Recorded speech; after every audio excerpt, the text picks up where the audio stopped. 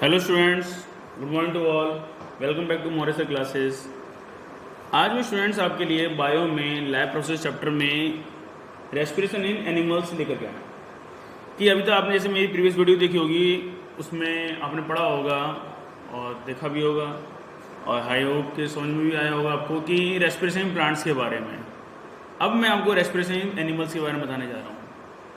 जैसे कि देखेंगे आपकी प्लांट्स के अंदर कोई रेस्पिरेटरी ऑर्गन्स नहीं है, जबकि एनिमल्स के अंदर रेस्पिरेटरी ऑर्गन्स होते हैं और हर एनिमल्स के अंदर अलग अलग रेस्पिरेटरी ऑर्गन्स होते हैं। बिकॉज जैसे कि आपने 9th क्लास में पढ़ रखा ही होगा कि diversity in living organism chapter में कि जब हमारी धरती बनी और एनिमल्स आए तो इन्होंने अडेप्टेशन करना शुरू किया। जैसे जैसे रिक्वायरमेंट हुई वैसे वैसे इन्होंने अडेप्टेशन करना शुरू करा और उन्होंने अपने बॉडी के ऑर्गन्स को उसी तरह से डेवलप किया। वाटर में है तो वाटर के अकॉर्डिंग किया, लैंड पे है तो लैंड के अकॉर्डिंग किया, जिस मोड में थे उसी तरह से यानी कि उन्होंने किया। और फिर हमने उसी को ही हमने क्लासिफिकेशन के थ्रू अलग अलग हमने क्लासीफाई किया और एनिमल्स को हमने अलग अलग फाइलम में हमने उनको डिवाइडेड कर दिया।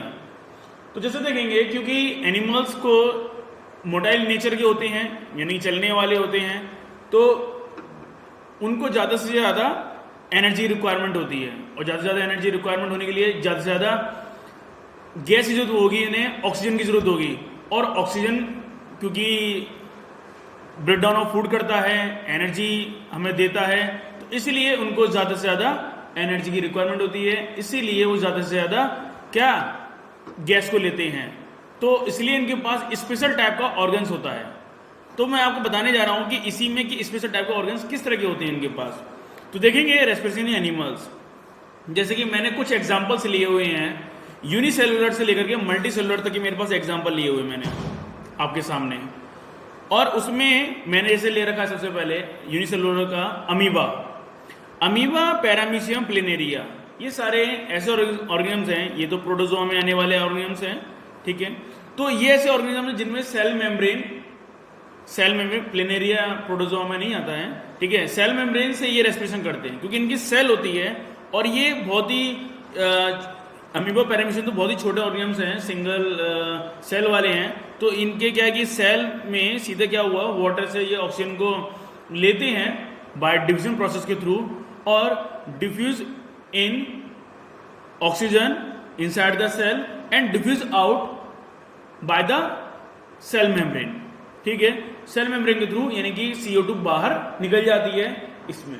तो इस यानी और ये वाटर के अंदर रहते हैं अमीबा पैरामीशियम, तो ये ऑक्सीजन भी वहीं से लेते हैं और कार्बन डाइऑक्साइड को वहीं पर ही रिलीज कर देते हैं वाटर के अंदर ही। तो ये अमीबा पैरामीशियम के अंदर और प्लेनेरिया जैसे ऑर्गेनिज्म्स के अंदर ये सेल मेम्ब्रेन के थ्रू रेस्पिरेशन देखने को मिलेगा आपको, ठीक है स्टूडेंट्स। इसके बाद आता है हमारे पास अर्थवर्म्स, लीचेस, जो कि ये ऐसे ऑर्गेनिज्म्स हैं, अर्थवर्म एनलिडा में आने वाला ऑर्गेनिज्म्स है और ये स्किन के थ्रू करते हैं, ठीक है। ये जो रेस्पिरेशन जो करते हैं स्टूडेंट्स, इसको बोलते हैं डायरेक्ट रेस्पिरेशन कहते हैं। इस तरह के रेस्पिरेशन बोलते हैं डायरेक्ट रेस्पिरेशन कहते हैं, क्योंकि ये सिर्फ इनके पास क्या है, सीधा वाटर से लिया और सीधा बॉडी अंदर आया और बॉडी से सीधा बाहर निकाल दिया। ये जो सारे रेस्पिरेशन कर रहे हैं, ये जो आपके दिखा रहा हूं मैं 2 से लेकर 5 तक जितने पॉइंट्स लिखे हुए हैं आपके सामने, ये सभी इनडायरेक्ट रेस्पिरेशन करते हैं, ठीक है।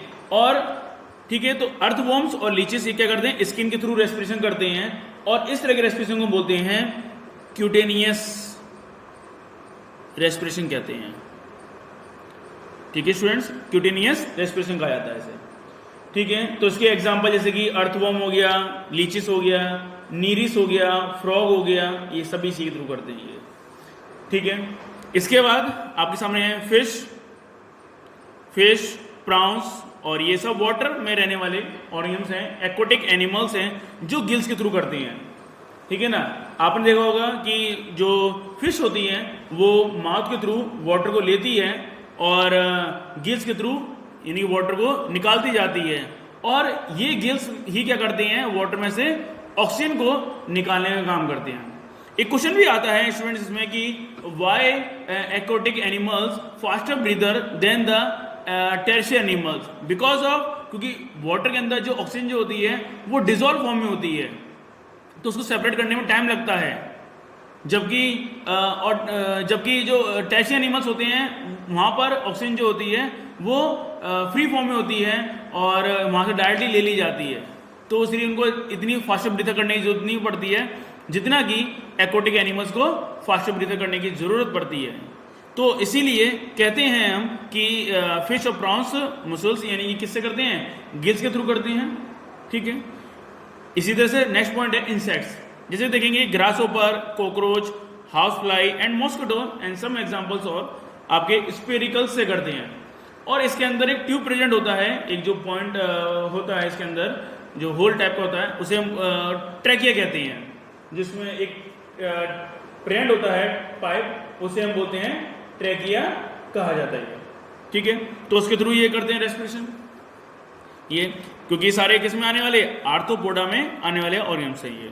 इसके बाद आते हैं हम थोड़ा बढ़ते जा रहे हैं, जैसे देख रहे हैं ना आप कि ऑर्गेन्स के अंदर क्या हो रहा है, इनके अंदर वेरिएशन होता जा रहा है और एडवांस ऑर्गेन की तरफ बढ़ते जा रहे हैं। तो लैंड एनिमल्स पे आ गया, ह्यूमन बीइंग्स, बर्ड्स, तो आपके लैंड तो नहीं है लेकिन हमें लैंड पे भी रहते हैं, ठीक है। लिजर्ड्स, डॉग, फ्रॉग, तो ये सब किससे, लंग्स के थ्रू, हमारे अंदर यानी कि लंग्स हैं, बट फ्रॉग के अंदर स्किन भी होती है।